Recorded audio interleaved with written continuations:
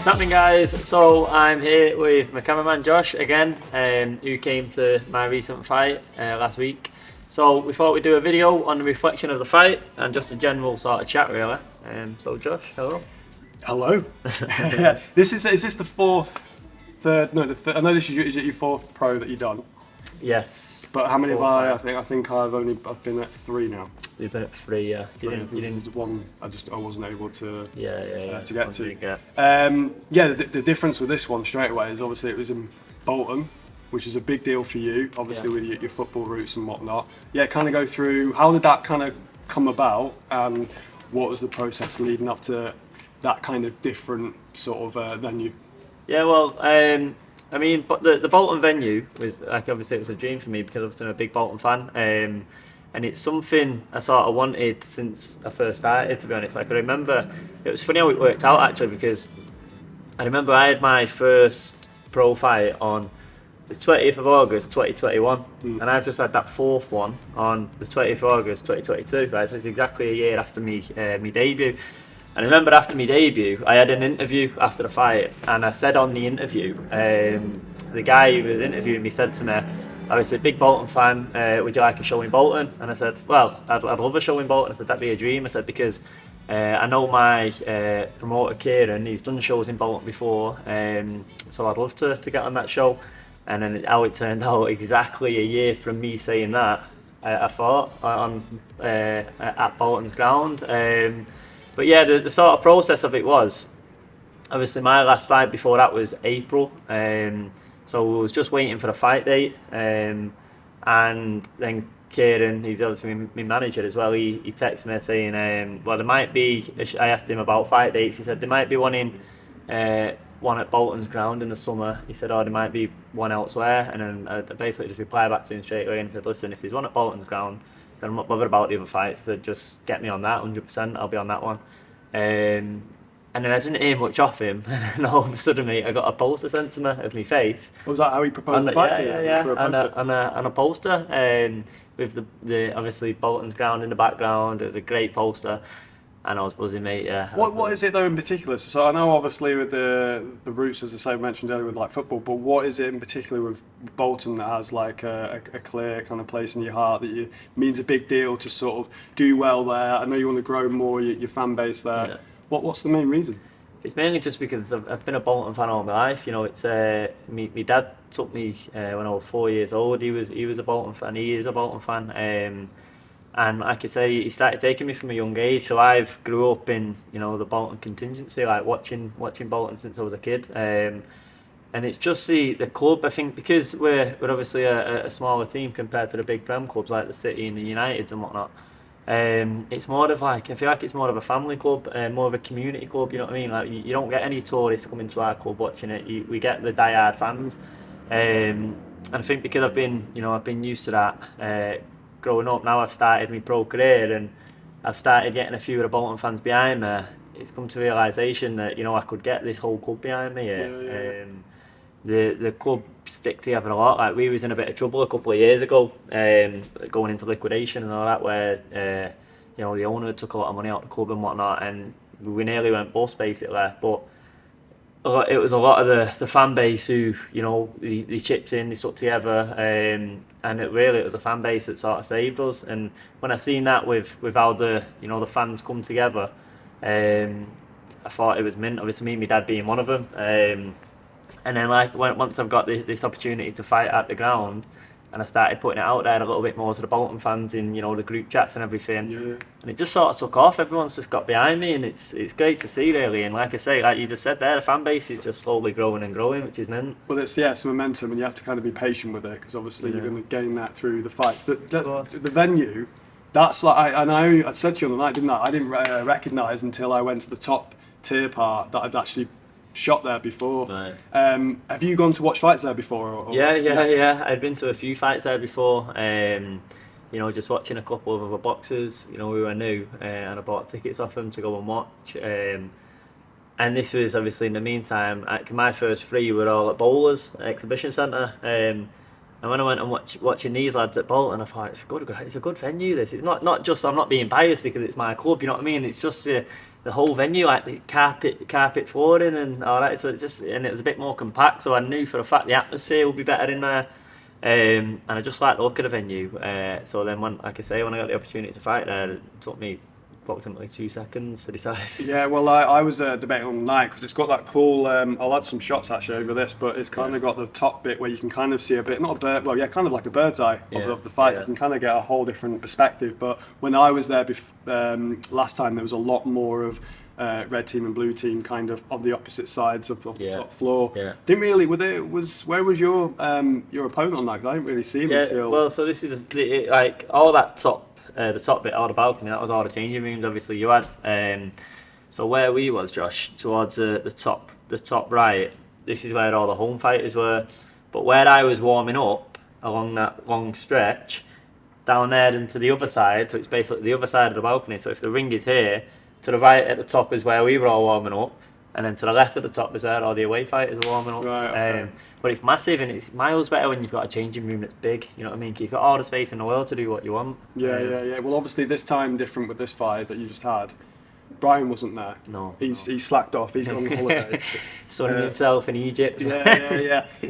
So I bet that was because you've been training with him since did. He's not missed. Am I right in thinking no fights? This is the first one. So I had 30 amateur fights. Obviously, 3 professional fights. That was my 4th one. And out of them all, he was there every one.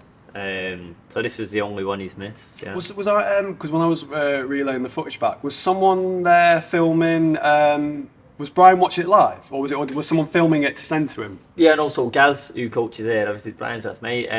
He was just on FaceTime to him because if you remember, so when I got out the ring, Gaz was there with a phone and he turned it round and Brian was there on FaceTime. I didn't see Brian, so I thought someone might have been like a family or a friend or something, but yeah, of course it makes sense. I remember saying to Brian, "We did it, Brian, we did it." That was wicked. So when's he actually back, anyway? He's back this Saturday. Yeah, so he flew away the day of the fight, so he went for 2 weeks. So he's back this Saturday, but he was never supposed to be away. The fight date got changed, so the fight was supposed to be on the 30th of July.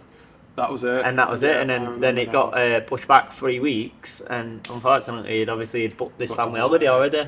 So it just fell at the wrong time. And Did that play on the nerves at all in any? Definitely, yeah. And I thought that I was saying this to other people. Like I think this fight I was the most nervous for out of all the 4 fights. You know, before it, even my debut, I don't think I was that nervous. And I don't know whether you've got a couple of factors really. It's obviously at Bolton's ground. I had a lot of Bolton fans coming watching me. Maybe the pressure of that. But then the other thing is I didn't have Brian there either. And that was the first time, like I say, I've never had him. And I think you don't realise actually how you take it for granted really. You know, when you've got someone with you who just chills you out and calms you down a little bit. Even like not particularly doing anything in particular. It's just like maybe some of the comments he makes that that just calms me down before it. And it's just like we talked about the pads before. It's just comforting when you've been with someone for so long. Yeah. So with him not being there, warming up was a bit strange. But we got through it, Well, I know because who was there part of your team on this one then? So we got Mike Jackson in, who was obviously with Ricky Atten for 8 years, and we knew Mike anyway before it, and the plan Mike was going to be in my corner anyway as my cutsman. So then that was for the 30th of July, the original date, and when the fight got pushed 3 weeks and Brian was on holiday, we spoke to Mike and Mike said, "Well, I'll step up and I'll do the corner." He's done corners before, he does corners for other people, so. We knew he'd be good for the job anyway. So Brian put his faith into Mike, and Mike did a great job, to be fair. Really good. I enjoyed having him in the corner. And Mo. And so Mo did the warm up. That was different for this time as well, because Mo's would you say, is your strength and conditioning coach? Strength and conditioning coach Mo. So this was the first time I had him. And like I say, he sort of led the warm up to the start of the warm up, so the stretches. And just getting me loaded really for the fight, and like I say, so that was the first time, so that's different, but it was good because again it's a familiar face, so it's not like it replace Brian's, but although I'd always see Brian as a familiar face, I've been with Mo now since December. You know what I mean? See him twice a week. So just to have him there as part of the warm up, that was a bit comforting because yeah, like I say, it's a familiar face. Will that be an ongoing thing where it'll probably be Mo and Brian then? Yeah, definitely, and Mike as well. I'm gonna keep Mike with me now as part of the team. He'll be my cutsman, so he'll be in the corner with me. Obviously, I'm going to keep Mo in for the warm up to start with, and then I had Crowell again, didn't I? And who comes into my corner with me too. So obviously, yeah, he'll be part of the team as well. You know, when we were chatting earlier about like the whole opponent situation, because you were saying like you don't really find out until like a week before or a few weeks before, you know, like the actual fight. Is that like a thing that you kind of like? Because I know there's two ways. You can kind of train for a fight and not be too caught up training specifically for a certain fighter, because then if he pulls out or something happens, and then there's because I see that in MMA a lot, where obviously it's just train to get better, work on your flaws. And I think there's like pros and cons both sides. And like, where's your head? Like, what's your thoughts on that? Yeah, it's weird, isn't it? Because in one aspect, not having a confirmed opponent till maybe like the week before the fight, it gives you the chance through the camp to just work and focus solely on yourself, you know, on what I do good. And then at the same time, it's hard because I don't know what I'm training for either. So with me sparring and with me sparring partners, I've got nothing to mirror it on, you know, what to work on.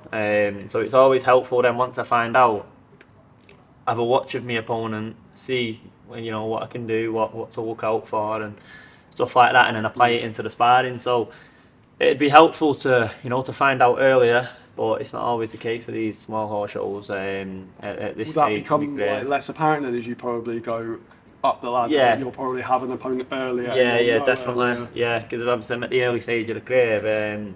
Yeah, it's one of them you don't find out straight away. You just sort of find out on the week or the week before.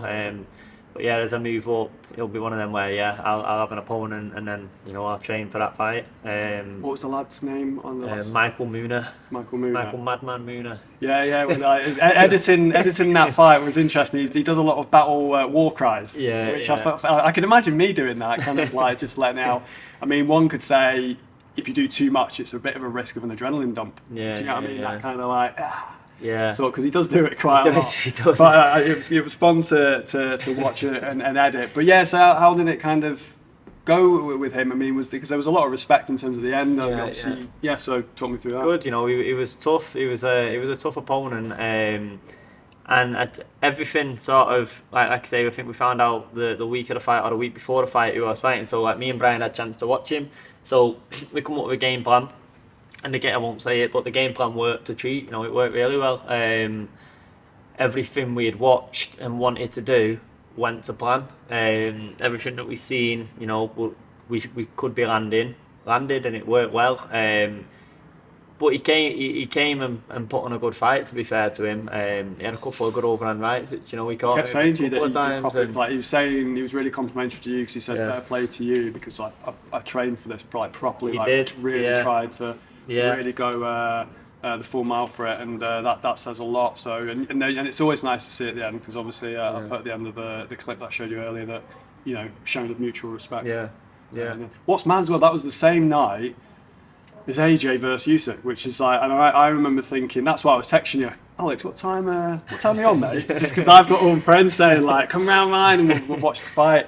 But yeah, madly enough, it was like you finished your fight, and then AJ wasn't on for at least another half hour. Yeah, well, you know what? I think a lot of people were wary of that, and of like when I had finished, because and including me myself, because I wanted to watch the fight. It was a massive fight, wasn't it? But yeah, Kieran timed the show perfectly, really. So we finished, and just as we finished, they were walking out, and he put, like I say, he put on a big screen as well in the hotel. So the venue around the corner, and we all went and watched it there. So like I say, the timings worked out well. Yeah. What did you think of that? It was a good fight, you know. It was a really good fight. Like I said, I watched it back yesterday because obviously on the night I was walking around and speaking to people who had come to the fight. So I only half watched it, but I watched it back and it was a close fight. I think it didn't go to how I expected it to go. I thought AJ was going to come out flying and try and bang him out, and he didn't. He seemed to just come out and box him again. He tried boxing the boxer again. And he had a lot more success this time, but it didn't work for him. You know, Usyk is too good of a boxer, and I scored it as I go on, and in the 10th round, just after the 10th round, I had it 5 apiece. I had it drawing, and then Usyk just stepped up 11th and 12th round, and he got the win, and rightly so, I thought. It was split, we said, wasn't it? Split. Well, it wasn't. I checked it actually. It was a unanimous decision. Unanimous, All right. 3 judges. Yeah. Yeah, well, well, I was at Jamie's watching it, and then Yeah. obviously we worked with AJ. I filmed him for a whole day, a few months ago. So it's weird having that addition to them watching him fight, because I did want him to win. I kind of felt maybe Usyk. I think me and Jay I put on like a little bet, but it was. I was gutted because it's like I know obviously how much. Hard work, and I've been saying to you for time how much pressure that man has around him, he does. because he's such a prolific icon of like, and whether it be sponsors and health brands, and it's just, it must be so much. But then also having that on top of the camp. Yeah, and then balancing them both is. And then that's why did that lead to that little moment that he had at the end in the ring. Yeah, it was a bit mad, that one, and I feel like you've got to feel sorry for him there, because I don't think he was doing it maliciously, was he? Was just, I think he had a breakdown. Yeah, we see again. I'll always, because I know the MMA world a little bit more. So in MMA, they don't really give the fighters that much freedom of like, all right, so the fight's big fight like that, main event's done, and there's no more fights, and like let's pass the mic round. There's always at boxing, they'll hang around for quite a while. MMA, it's then UFC, it's very much like, right, bout's done. If you're going to do any talking, we'll do the press tent. Oh, right, okay. And I'm thinking, is there a time maybe when you've had a fight like that the mic should be sort of monitored in some respect? Because what about how different could it have been if AJ had it, was given like his 30 seconds, but then like was very like easily sort of like, right, okay, no, we're going to go through here, and then he just went in. Do you know when they sort of sit down and do the press? Because it was a lot more calculated then. Yeah, it was. Yeah, I think he had a bit more time. And I know people like the fact that he spoke from the heart and whatnot, but for me, I was a bit like, my toes were curling, so I was a bit like, there was just a few things said where I felt it was a bit unnecessary, and I also felt bad for Usyk. Well, this is what I was just going to say, lad. Like I said, I don't think Joshua meant any harm by it. Like I say, I think he had a bit of a breakdown, but at the same time, I feel sorry for Usyk because it ruined his moment.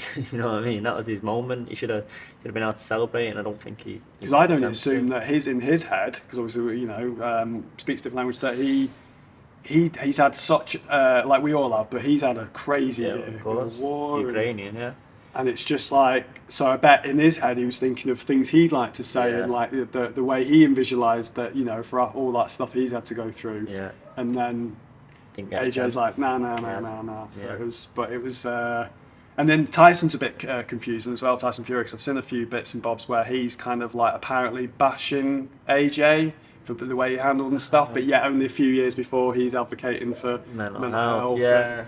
And plus he's not helping himself with the whole, what's he doing? Like, there's this whole like, money doesn't mean anything to me a few years ago, but now that's all half $500 million, 500 million to fight. Who's going to pay him that? And it's such a shame, because one of my favourite podcasts in the last few years was the one that he did, the original one with Joe Rogan, where he really just sort of like, I think it was Deontay 1. Right. Okay. I think. Yeah. Leading up to that, so it was really where he was on like a path to recovery almost.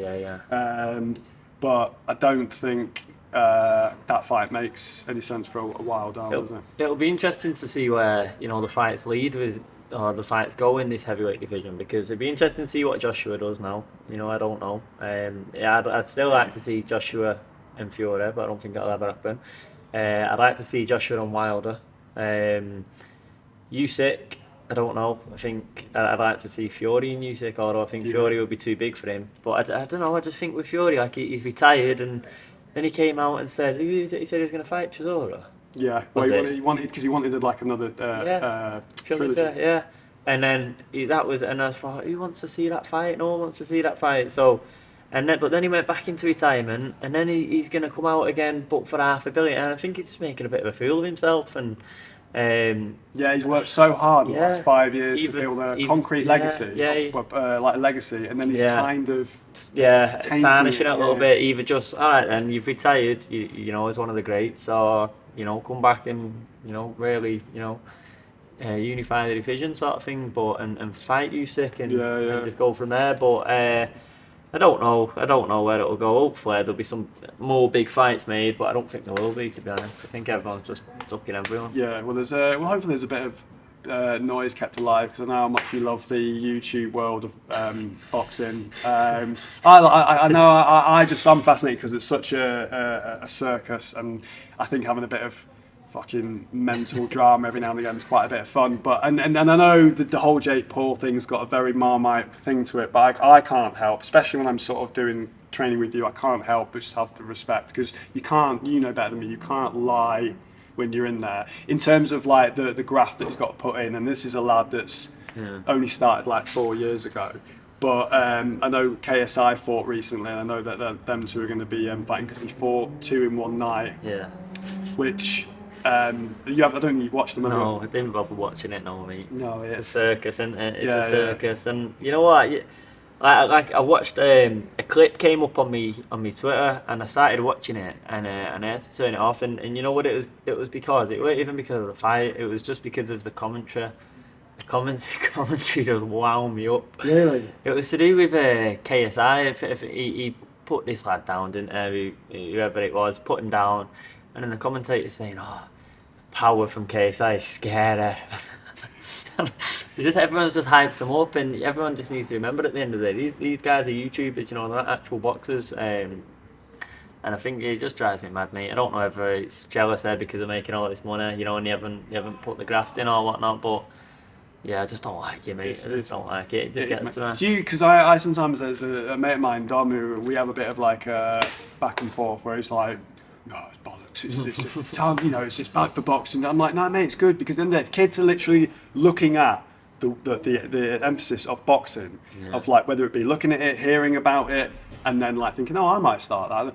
That to me, that's kind of good, as long as it's like not completely shit show, because they are like, the fights are all right. The Jake Paul one more so, but the KSI was a bit, that was a bit mad, because especially the fact that he'd done 2 and they were so short. Yeah. But are you like in the middle, or are you kind of like, nah, it's not good for boxing, or it could be good? No, not good for boxing, I don't think. I mean, I get what you're saying there about maybe getting the kids in, but we spoke about this in another podcast, and I think fair enough, you know, if kids are watching it, but are these people role models for kids? Yeah, it's like if they are starting boxing, and then they continue to keep looking up to them, because they have done some stupid shit. Exactly, so it's like, especially Logan Paul. Exactly, but I don't know, mate. I don't know. I think